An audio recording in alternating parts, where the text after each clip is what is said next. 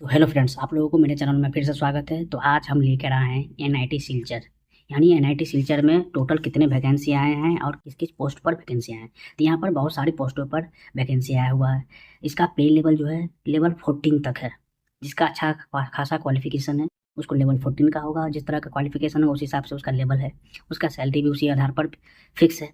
तो मैं इसमें बता दूँ कि डिफरेंट पोस्ट पर आया हुआ है और क्या क्या क्वालिफिकेशन है। तो देखिए, मैं बता दूं, डिप्लोमा पर सिविल का है, इलेक्ट्रिकल का है, मैकेनिकल का है, इलेक्ट्रॉनिक कम्युनिकेशन का है और इलेक्ट्रॉनिक इंस्ट्रूमेंटेशन का भी है, कंप्यूटर का भी है। और जो मास्टर किए हुए हैं उनका यानी मैथ से या फिजिक्स से या केमिस्ट्री से, तो उन सब के लिए भी अच्छा खासा वैकेंसी है।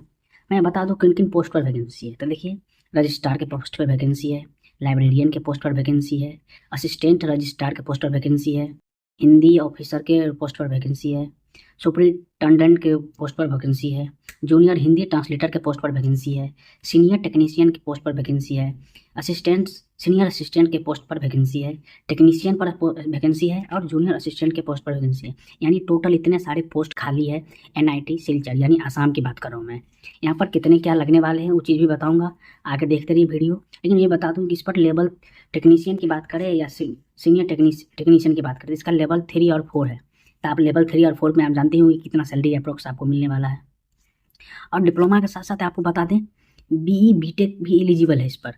इसमें बीई और बीटेक भी एलिजिबल है, मास्टर डिग्री भी एलिजिबल है, डिप्लोमा भी एलिजिबल है। जो 3 साल का डिप्लोमा किए हुए हैं स्टूडेंट, जो बीटेक भी किए हुए हैं या मास्टर डिग्री लिए हुए हैं, उनके लिए अच्छा खासा अपॉर्चुनिटी है। इसमें अच्छा खासा वैकेंसी भी है, रिक्रूटमेंट अच्छा खासा किया हुआ है। तो आप लोगों को दिखाने वाले हैं कि किस तरह का कौन सा पोस्ट पे कितना वैकेंसी है और क्या क्या है।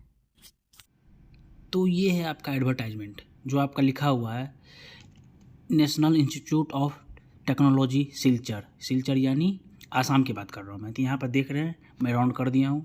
आप देख पा रहे हैं कि लेवल 14, लेवल 10, 6, 5, 3 पर है। वैकेंसी की बात करें तो नंबर ऑफ पोस्ट पर देखिए क्या लिखा हुआ है। Registrar, librarian, assistant registrar Hindi officer, superintendent, junior Hindi translator, senior technician, junior assistant. Vacancy भी कितना है उसके बाद देखिए, senior technician, senior assistant and junior assistant. Level 3 पर है। इसका डायरेक्ट रिक्रूटमेंट है। मोड ऑफ रिक्रूटमेंट देख रहे हैं आप, डायरेक्ट रिक्रूटमेंट है। यहाँ पर बात करें एज रिलैक्सेशन के बारे में भी दिया हुआ है। और पोस्ट की बात करें तो देखिए, civil engineering, electronic and instrumentation engineering, physics, chemistry, math, computer science, इस सारे दिए हुए हैं। मैकेनिकल से लेकर electrical and electronic and communication system सब के बारे में दिया हुआ है। इसके बाद बात करें एलिजिबल क्राइटेरिया की, तो देखिए आपको रजिस्ट्रार पोस्ट के लिए दिया हुआ officer under the central oblique state government under universities and recognization research institute of national, जो है भी है उनके पोस्ट के लिए है। इसका एक्सपीरियंस भी दिया हुआ है।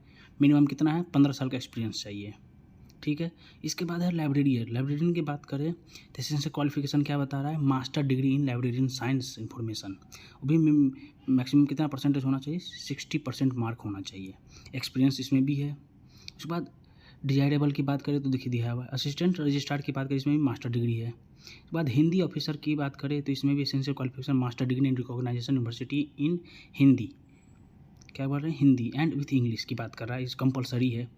ठीक है। इसके और के अलावा भी देखिए, सुपरिटेंडेंट में first class bachelor degree in equivalent from the recognization university of institute of any discipline. ठीक समझ रहे हैं। जूनियर हिंदी ट्रांसलेटर, इसमें भी master degree of or recognization university in Hindi and English, इसमें भी वही है दिया हुआ। उसके बाद है सीनियर टेक्नीशियन, यानी senior technician 10+2 recognization government board of 60%, या और में भी दिया हुआ है diploma in engineering during the 3 year.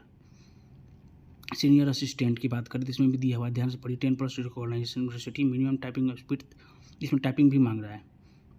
ठीक है। उसके बाद डिप्लोमा की बात करें, जूनियर असिस्टेंट सीनियर 10+2 की बात कर रहा है और एज 27 है। एप्लीकेशन फ़ी की बात करें तो देख रहे हैं 1500 दिखा रहा है जनरल, ओबीसी और ईडब्ल्यूएस के लिए।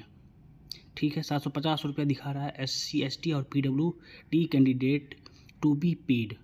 समझ पा रहे हैं। और ये आपको कुछ कुछ दिया हुआ, ध्यान से देखिएगा।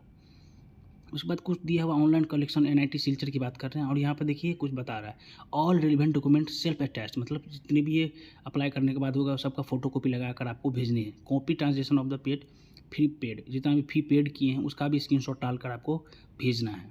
और भी कुछ कुछ हैं, और ध्यान से आप लोग पढ़िएगा। अब पढ़ने के बाद ही डॉक्यूमेंट को कहीं भेज आइएगा। ऐसा नहीं कि पेमेंट कर दिए, फॉर्म भर दिए, मेरे कहने से पता चला कि फॉर्म भरने के बाद एडमिट कार्ड नहीं आया, या एग्ज़ाम का डेट का पता नहीं चला, या कुछ गलती हो गई। तो आप लोग अच्छे से पढ़ लीजिए।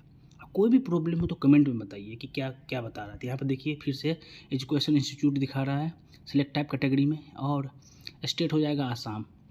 इंस्टीट्यूट हो जाएगा ऑनलाइन फी कलेक्शन अकाउंट NIT सिल्चर। जो अकाउंट NIT दिया हो उसमें पेमेंट करना है। Application for the non faculty recruitment 2025, ये 2025 का रिक्रूटमेंट है। इसमें आप देख रहे हैं लिंक भी दिया हुआ है, आप लोग खोल के देख सकते हैं। इसका लास्ट डेट 8/5/2025 तक है।